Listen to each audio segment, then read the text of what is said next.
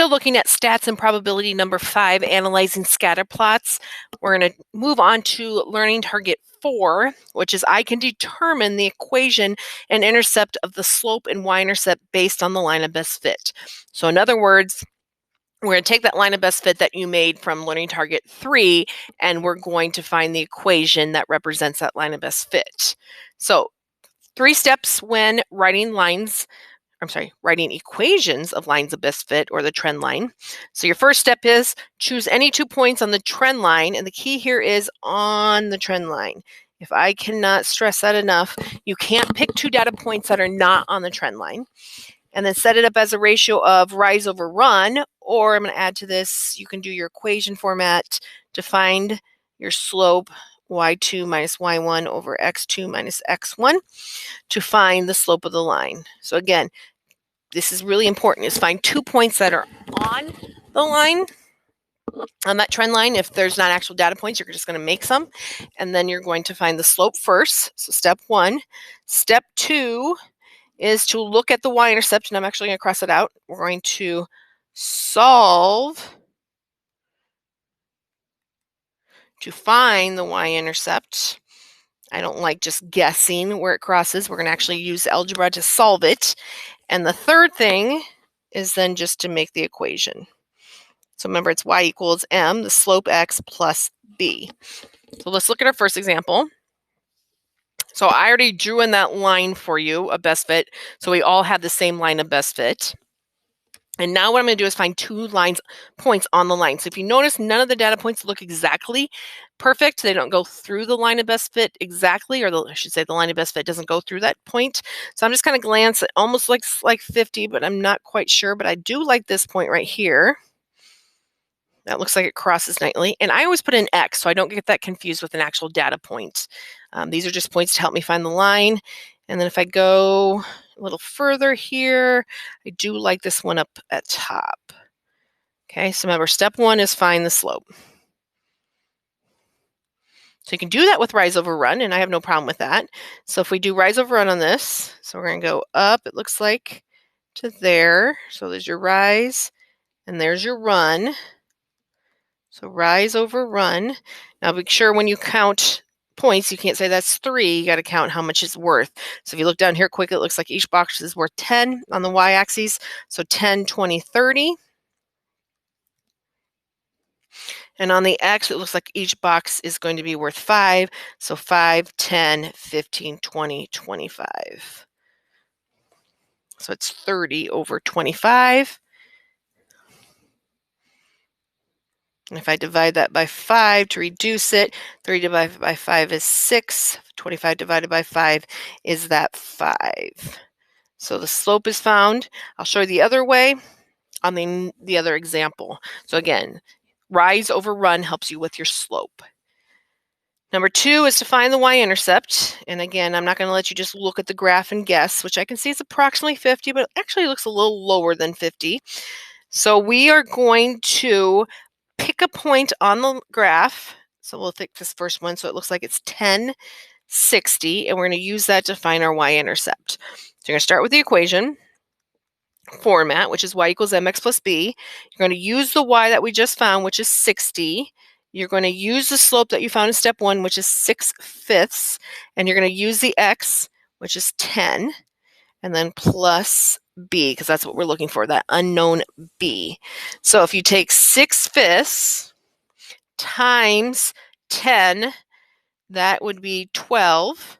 So we get 60 equals 12 plus b, and that's just one-step equation solving here. So subtract 12 on both sides because I want b by itself. So b equals 48. So slope is 6/5, y-intercept is 48. And then our last step here is just put it into the format of y equals mx plus b. Excuse me, we'll try that again. Y equals mx plus b. So y is just the variable of all the different points. M is your slope, which we found in step 1 is 6/5. X is the variable x. And then b, the y-intercept we just found mathematically in step 2 is 48. So there are the steps to find the equation for the line of best fit. Again, the key is the points have to be on the line. So how do I know if my equation is correct? So here's a couple ways to check. So check that, in this case, the slope of the graph is positive. So I say that because if you go back to example number 1, wish I would quit making those lines. The slope was a positive 6/5, which means my slope better be going upward, or my trend line better show a positive slope, which it does. It's a good sign. You can check the y-intercept on the graph.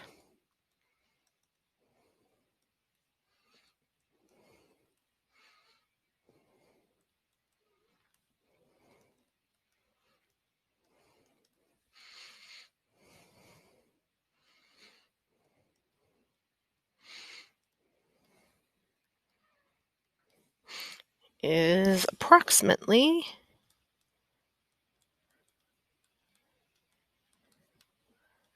in this case was at 48. So we're going to look up here. My line of best fit crosses the y-axis about right here, and I would say that's a really good point there. I think it looks like it could be 0.48. So that's another good sign that our equation is correct. And the last one is to plug in a point on the line, other than the point that you use to find the y-intercept. And the other point I usually use, of course, is the one that I use to find the slope. So if I look at this, the other point was, can't really see there, 35 and 90. So I'm going to plug 35 and 90 in to see if it, move that here, see if it works. So 35 and 90. My equation was y equals 6/5 x plus 48. So y is 90, 6/5 times 35 plus 48. 6/5 times 35 is 42 plus 48. That'd be 80, another 10, so we're up to 90. So if you notice, when we plug in that other point, it does work in the equation. Second and last example here is about gas bills in dollars and temperatures. So of course, as the temperature increases, which is your axis, your gas bill is going to go down because you won't need as much to heat the house. Okay, so we're going to look at this graph. The line of best fit is actually drawn for you. Kind of looks like 180. It doesn't cross very nicely. Either does that one or that one or that one. So this one is an easier graph to find because they don't cross nicely. So I think the best way to get the best estimate, I'm going to guess this point right here. So I'm putting an X. I think that's at 80 and about halfway between, so 50. And the other one, I'm going to guess this one. And I wish I had the data point since that actually is a data point. So a temp of 60 and a bill of, it's not quite half. It's not 70. Let's go 68. So this one would be hard to do a rise over run. So I would totally, I'll put up here slope here, step 1.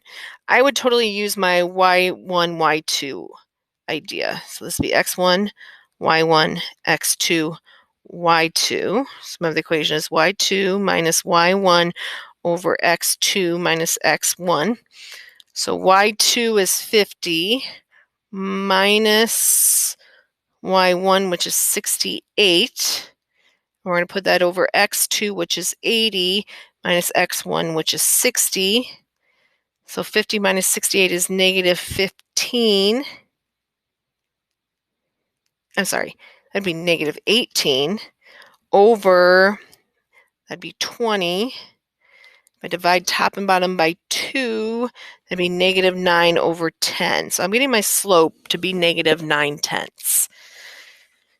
Okay, second step is to find the y-intercept. And again, you're going to pick a point on the line. I would totally pick one I just used for my slope.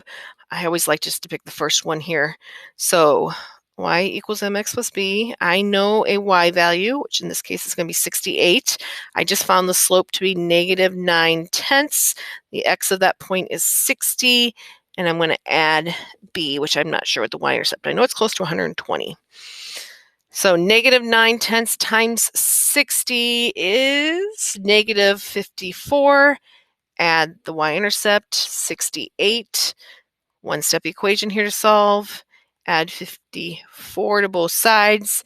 8 plus 4 is 12. Carry the 1 would be 122. Whoops, how that thing goes crazy sometimes. Put that back here. 122 is my y-intercept. So the last step, that's the easiest step, is just to put it in the equation format. So y equals, I found my slope to be negative 9/10 x, and I think the y-intercept is 122 would be a very good guess. So how do we check? Well, first one is to check the slope. So the slope should be negative. I should have a negative correlation. My slope is a negative 9/10. That's a good sign. Check the y-intercept. So I've kind of said it before here. I found 122. If you kind of look up here, it's probably a good guess because it doesn't look like exactly 120, a little above there, 122. So I would say that helps me determine if my equation is correct. And that last one is to plug in another point.